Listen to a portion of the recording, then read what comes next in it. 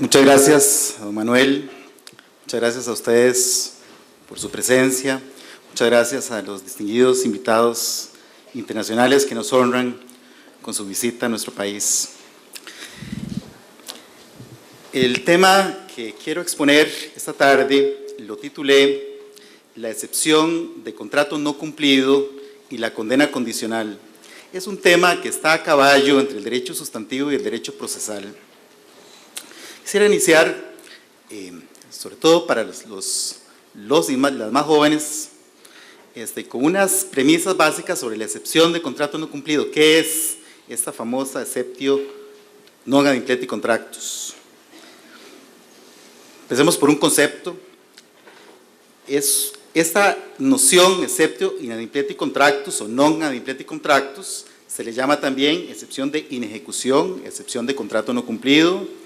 Es un derecho facultativo / carga que autoriza, a veces compele también,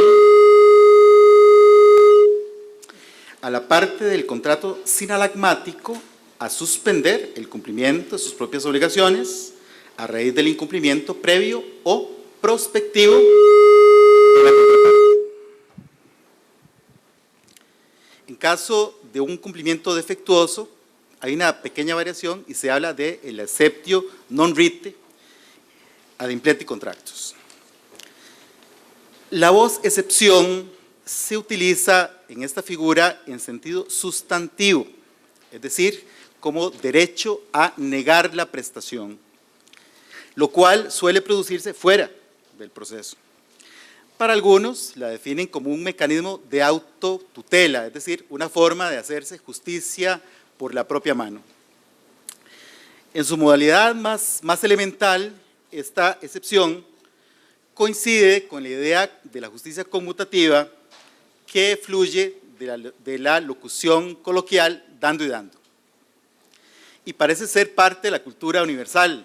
Los franceses hablan del trait pour trait, los alemanes del Zug Zug. Es un intercambio. El hábitat de la excepción de inejecución es el contrato sinalagmático, o sea, el contrato bilateral, pero hilando más finamente, esta excepción concierne a aquellas obligaciones que sean verdaderamente sinalagmáticas en el contrato bilateral. No todas las obligaciones de un contrato bilateral integran lo que se conoce como el sinalagma funcional, concepto alemán, es decir, el intercambio de prestaciones. Al momento de la formación del contrato hay un sinalagma genético, donde las partes intercambian promesas, pero ya en la fase de ejecución intercambian prestaciones. Ese es el sinalagma funcional y este es el que interesa a la excepción o a la defensa de contrato no cumplido que estamos estudiando. Ahora, esta excepción se sale del mundo contractual, Fuera del ámbito contractual, esta obligación de recíproca restitución se produce también en las hipótesis de nulidad. Nuestro artículo 846 del Código Civil dice: sin la previa entrega o consignación de lo que se deba devolver con motivo de la nulidad, no puede una parte exigir que se compela a la otra parte a la devolución de lo que le corresponde. Vean que después de declarar la nulidad, ya las partes volvieron al mundo de la extracontractualidad.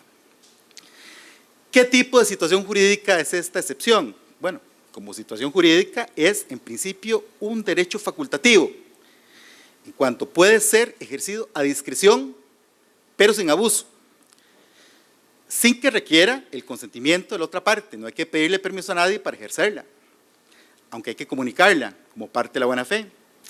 Sin embargo, bajo determinadas circunstancias, la suspensión va más allá del derecho facultativo y se convierte en un deber jurídico en función del interés propio, es decir, una carga, la carga de mitigación del daño. Entonces, de cara al incumplimiento prospectivo de la contraparte, la parte no solo puede, sino que debe adoptar medidas razonables para evitar que el daño se agrave, si no es culpable o cocausante de su propio mal. La suspensión del contrato como medida de mitigación del daño es particularmente notoria en el comercio internacional y para muestra un botón, la Convención de Viena, que desde el año pasado es parte de nuestro derecho positivo, recién la adherimos, cuyo artículo 71 dice: cualquiera de las partes podrá diferir el cumplimiento de sus obligaciones si después de la celebración del contrato, es decir, es un hecho o un conocimiento sobreviniente, resulta manifiesto que la otra parte no cumplirá una parte sustancial de sus obligaciones a causa de a. un menoscabo grave de su capacidad para cumplirlas o de su solvencia, o b. su comportamiento al disponerse a cumplir o al cumplir el contrato.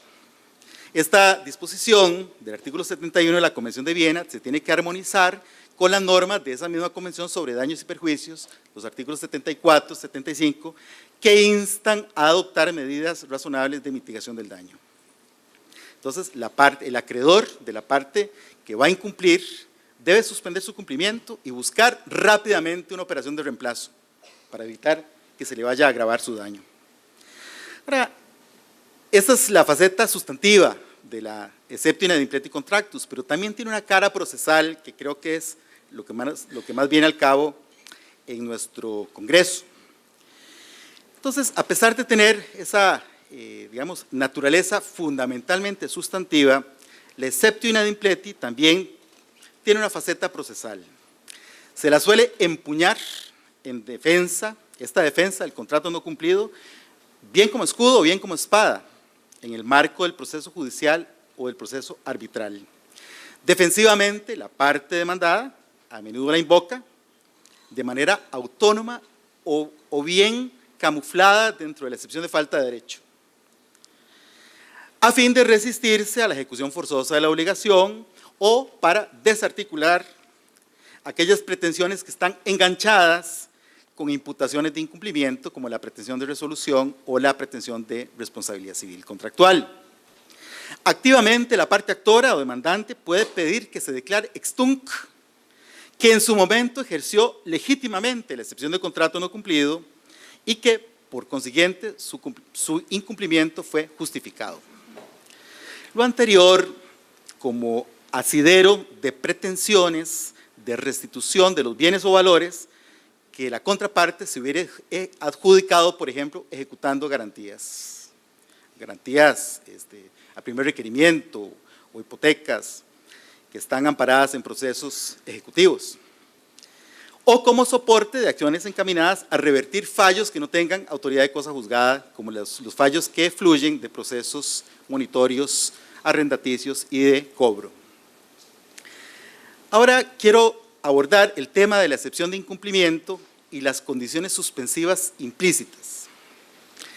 El Tribunal Segundo Civil, sección primera, ha distinguido entre la excepción de contrato no cumplido y la excepción de falta de derecho, ya en el plano procesal.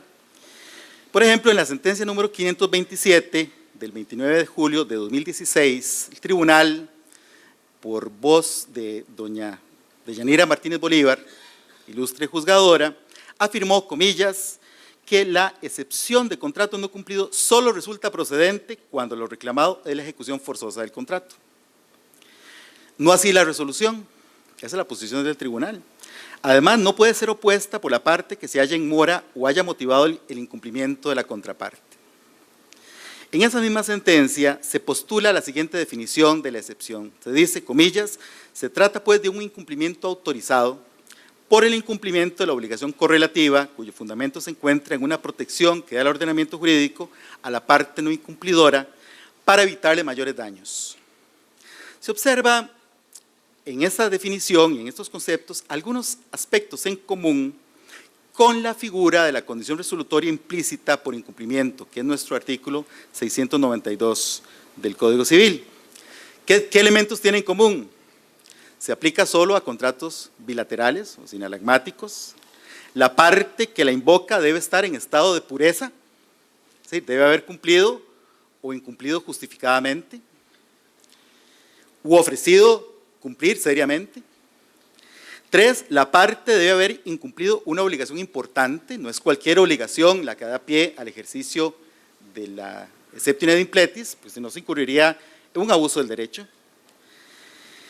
son aquellas obligaciones que ponen en riesgo el sinalagma funcional del que venimos hablando, que es el desequilibrio en el intercambio de prestaciones.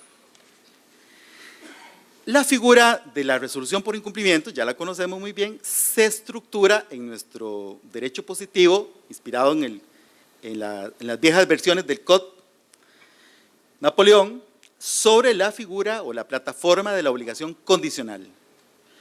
Al decir de nuestro artículo 692 del Código Civil, en los contratos bilaterales, y esta norma está al final del capítulo de obligaciones condicionales, en los contratos bilaterales va siempre implícita la condición resolutoria por falta de cumplimiento. En este caso, la parte que ha cumplido puede exigir el cumplimiento, etc. ¿Por qué es que se resuelve el contrato? Porque acaece un evento que desde el ángulo visual de la parte que está bien, de la parte cumplida, se representaba a la formación del contrato como un hecho futuro e incierto, es decir, la parte no sabía si la contraparte iba a cumplir su promesa. Por eso es que razonablemente puede ser vista como una condición, desde su punto de vista. Se pregunta entonces si la misma técnica consistente en integrar al contrato una obligación condicional implícita por virtud de la naturaleza sinalagmática de la Convención, pudiera también ser empleada para dar cuenta de cómo opera la exceptio in adimpleti contractus. Consideramos, por nuestra parte, que esa pregunta merece una respuesta afirmativa. Podemos parafrasear el artículo 692, no tenemos una norma expresa en nuestro código sobre el exceptio in adimpleti, pero podemos postular un principio general copiando el artículo 692.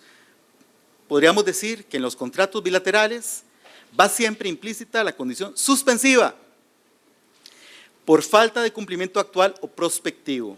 En estos casos, la parte que ha cumplido o que ha incumplido justificadamente u ofrecido cumplir con seriedad puede diferir su prestación hasta que la contraparte cumpla u ofrezca seguridades de cumplimiento. Dicho sea de paso, en el derecho anglosajón, particularmente, bueno, en el derecho inglés y el derecho estadounidense, la figura de la suspensión del contrato bilateral en virtud del incumplimiento previo o prospectivo también se cimienta sobre el derecho de las condiciones. Si las partes no han pactado condiciones expresas, las cortes, los tribunales estadounidenses pueden descubrir e implantarle, es decir, integrar al contrato las llamadas condiciones implícitas de intercambio, constructive conditions of exchange, cuyo ámbito son precisamente las promesas codependientes en los contratos bilaterales y cuya función es servir como un instrumento de garantía. En palabras de un famoso erudito estadounidense, corredactor del Second Restatement of Law of Contracts, Alan Farnsworth, dice él: las condiciones constructivas de intercambio juegan un rol esencial en asegurarle a las partes de un contrato bilateral que van a recibir realmente la prestación que les ha sido prometida. Vean que cumple exactamente la misma función que nuestra exceptio in adimpleti contractus, este concepto de condiciones constructivas de intercambio en el derecho anglosajón. Uno diría que son figuras gemelas. Estas condiciones constructivas están sujetas a un estándar de cumplimiento sustancial, a diferencia de las condiciones expresas que están sujetas a un estándar de cumplimiento estricto e implacable. Ahora, ¿qué ocurre en la práctica procesal nuestra cuando se declara con lugar la defensa de contrato no cumplido? Tradicionalmente, y ahorita le preguntaba rápidamente a don José Rodolfo, tradicionalmente el efecto procesal del rechazo de la demanda de ejecución forzosa sobre la base de la excepción de contrato no cumplido es el rechazo de la demanda. El actor perdió porque se le echa en cara que incumplió, entonces se declara sin lugar y lo condenan a pagar costas y toda la cosa. Ahora bien, si el incumplimiento del actor que da pie a la suspensión del contrato no se ha convertido aún por el transcurso del tiempo en un incumplimiento grave que dé pie a la resolución, la consecuencia lógica de que se acoja a la excepción de in adimpleti contractus es que la parte pueda subsanar su propio incumplimiento y volver a requerir la ejecución forzosa. Es decir, su derecho no ha muerto, su crédito sigue existiendo, solo que es condicional. Un tema de interés que es poco estudiado por la doctrina es cuál es la conducta de la parte incumplida cuando su contraparte decida con razón suspender el contrato. Si la suspensión es conservativa, la reacción del incumplido debe ser proactiva y propender a la subsanación de su incumplimiento.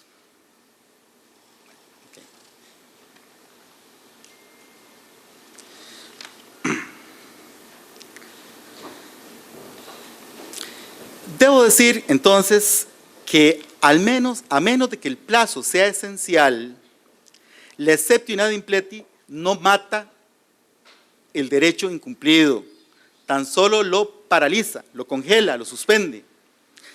Y si el deudor cumple proactivamente su parte, lo cual puede hacer incluso en el curso del proceso, pues ese derecho recobra la eficacia. Ahora, este tipo de situaciones se produce principalmente en hipótesis de contratos traslativos. Si el tribunal considera que el comprador no tiene derecho a que se le transfiera la cosa, pues aún no ha pagado el precio, nada impide al comprador, salvo que el plazo sea esencial, consignar el precio después de que perdió el juicio y reclamar la ejecución forzosa del traspaso. Pero ello implicaría iniciar desde cero un nuevo proceso, y es aquí donde quería llegar. La doctrina moderna y la jurisprudencia que estuve revisando para preparar esta charla en el derecho comparado, viene abriendo la posibilidad de que en lugar de rechazar la demanda, ésta sea acogida de manera condicional, sujeta a que el actor cumpla en la fase de ejecución de sentencia con su parte del contrato. O sea, no pierde el juicio, lo gana, solo que de manera condicional. Esta solución, que a mí me parece muy pragmática, la encontré, por dar 3 ejemplos rápidamente, en el derecho uruguayo. Allí estuve revisando el recién salido tratado magno de don Gustavo Ordoqui, Tratado de Derecho de los Contratos de 9 tomos, acaba de sacarlo, sostiene, y aquí leo un fragmento de don Gustavo: mientras inicialmente se sostuvo que acogida a la excepción no cabía otro pronunciamiento que el rechazo de la demanda, aunque sin afectarse el derecho del reclamante para volver a accionar una vez llenadas debidamente sus obligaciones, más adelante se estableció que en algunos casos la exceptio non ad impleti contractus no conduce necesariamente a la desestimación de la demanda y que puede condenarse al accionado, pero supeditado ello al simultáneo cumplimiento de la prestación debida al actor. En España estuve revisando un trabajo muy valioso de don Ángel Carrasco Pereira, distinguido jurista español, en un tratado de Derecho de los Contratos publicado en el 2010, donde sostiene básicamente la misma tesis y cita algunas sentencias del Tribunal Supremo Español que también vienen acogiendo esta posibilidad de la condena condicional.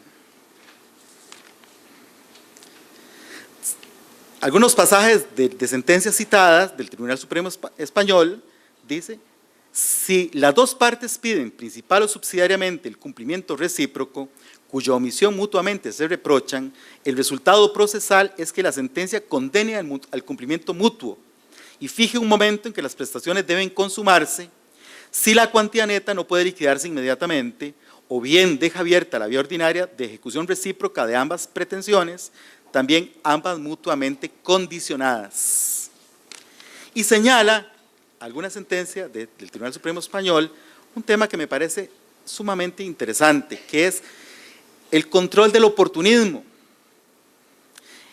Dice la jurisprudencia española: es oportunista negarse a pagar todo el precio bajo excusa de que la cosa o el servicio entregado no satisface en modo alguno las necesidades o propósitos del contrato.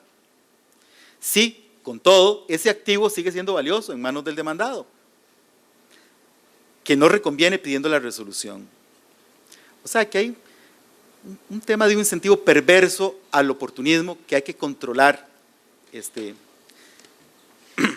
por vía, y se puede hacer por vía de la condena condicional.